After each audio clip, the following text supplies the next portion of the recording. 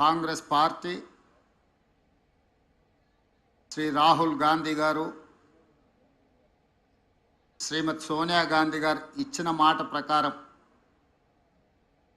తెలంగాణ రైతాంగానికి 2 లక్షల రూపాయల రుణమాఫీ చేసి వ్యవసాయం దండుగ కాదు వ్యవసాయం పండుగ అని నిరూపించడానికి చేస్తున్న ప్రయత్నంలో భాగంగా మలి విడత 1,50,000 రూపాయల వరకు రుణమాఫీ కార్యక్రమాన్ని ఈరోజు ఈ ప్రాంగణంలో మనం ఏర్పాటు చేసుకోవడం జరిగింది. ఈ కార్యక్రమంలో శాసన మండలి చైర్మన్ పెద్దలు సుఖేందర్ రెడ్డి గారు, శాసనసభ స్పీకర్ శ్రీ గడ్డం ప్రసాద్ కుమార్ గారు, ఉప ముఖ్యమంత్రి వర్యులు బట్టి విక్రమార్క గారు, వ్యవసాయ శాఖ మంత్రివర్యులు తుమ్మల నాగేశ్వరరావు గారు, సహచర మంత్రివర్గ సభ్యులు, శాసన మండలి సభ్యులు, శాసనసభ్యులు, ప్రభుత్వ ప్రత్యేక సలహాదారు పెద్దలు కేశవరావు గారు, మీడియా మిత్రులు, వివిధ నియోజకవర్గాల నుంచి ఇక్కడికి విచ్చేసిన రైతాంగానికి అందరికీ కూడా మనస్ఫూర్తిగా ధన్యవాదాలు తెలియజేస్తున్నా. మిత్రులారా, ఈరోజు ఈ కార్యక్రమం మాకందరికీ తెలంగాణలో ఉన్న లక్షలాది మంది రైతుల ఇళ్లలో పండగ జరుగుతుంటే ఈ కార్యక్రమంలో భాగస్వాములు అవ్వడం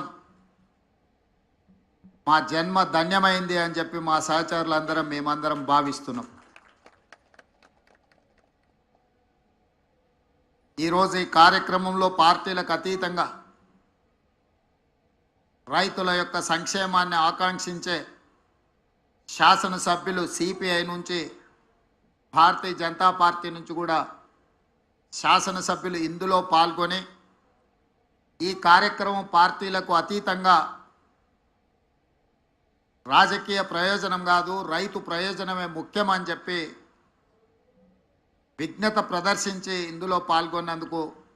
వాళ్ళందరిని కూడా మనస్ఫూర్తిగా నేను అభినందిస్తున్నా. ఈరోజు దేశంలో కార్పొరేట్ కంపెనీల యజమానులు వేలాది లక్షలాది కోట్ల రూపాయలు బ్యాంకుల ద్వారా అప్పులు పొంది వ్యాపారాలలో నష్టం వచ్చిందని చెప్పి లేదా తప్పుడు లెక్కలు చూపించి లక్షలాది కోట్ల రూపాయలు బ్యాంకులకు ఎగవేసి ఈ దేశాన్ని వదిలి పారిపోతున్నారు. వాళ్ళు బ్యాంకుల దగ్గర తీసుకుంటున్న అప్పులు ఒక రకంగా బ్యాంకులను మోసగించాలన్న ఉద్దేశంతో తీసుకొని ఆ కంపెనీలు దివాలా తీసినాయని చెప్పి బ్యాంకులను మభ్యపెట్టి దాదాపుగా 14 లక్షల కోట్ల రూపాయలు ఈ 10 సంవత్సరాలలో బ్యాంకులకు కార్పొరేట్ వ్యాపార సంస్థలు ఎగవేయడం జరిగింది. కానీ రైతు ఈ దేశంలో ఏ మూలన ఉన్నా, అది హర్యానా కావచ్చు, పంజాబ్ కావచ్చు,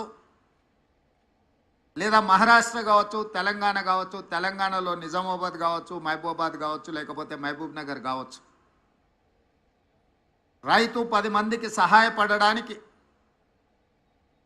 10 మందికి పట్టెడు అన్నం పెట్టడానికి, తన అప్పుల పాలైనా సరే తన వృత్తిని మానొద్దు, 10 మందికి ప్రయోజనం చేకూరాలి అని చెప్పి క్రాప్ లోన్ తీసుకొని వచ్చి పెట్టుబడిగా పెట్టి పంటలు పండిస్తే ఆ పంటలకు సరైన గిట్టుబాటు ధర రాకపోవడమో, పంట ఆశించిన మేరకు ఉత్పత్తి జరగకపోవడమో, వివిధ కారణాల చేత రైతు నష్టపోయి బ్యాంకులో పన్నులు తెచ్చుకున్న అప్పులు చెల్లించలేక, బ్యాంకుల్లో తెచ్చుకోలేని వాళ్ళు ప్రైవేటు వ్యక్తుల చేత అత్యధిక మిత్తితో తెచ్చుకొని వాళ్లకు చెల్లించలేక అప్పులవాడు ఇంటి ముందుకు వస్తే కుటుంబ సభ్యుల ముందు, భార్య బిడ్డల ముందు ఆత్మగౌరవం దెబ్బతిని ఏ సొంత పొలంలో సిరులు బండాలి అని ఆలోచన చేసినరో అదే సొంత పొలంలో పురుగుల మందు తాగి ఆత్మహత్యలు జరుగుతున్న విషాదకరమైన సంఘటనలు ఎన్నో మనం చూస్తున్నాం. అందుకే మే 6, 2022 నాడు వరంగల్ ఆర్ట్స్ కాలేజ్ మైదానంలో మా నాయకుడు రాహుల్ గాంధీ గారి సమక్షంలో వరంగల్ రైతు డిక్లరేషన్ పేరు మీద ఏ రైతు కుటుంబంలో విషాదం ఉండకూడదు, వ్యవసాయం చేసే ప్రతి రైతు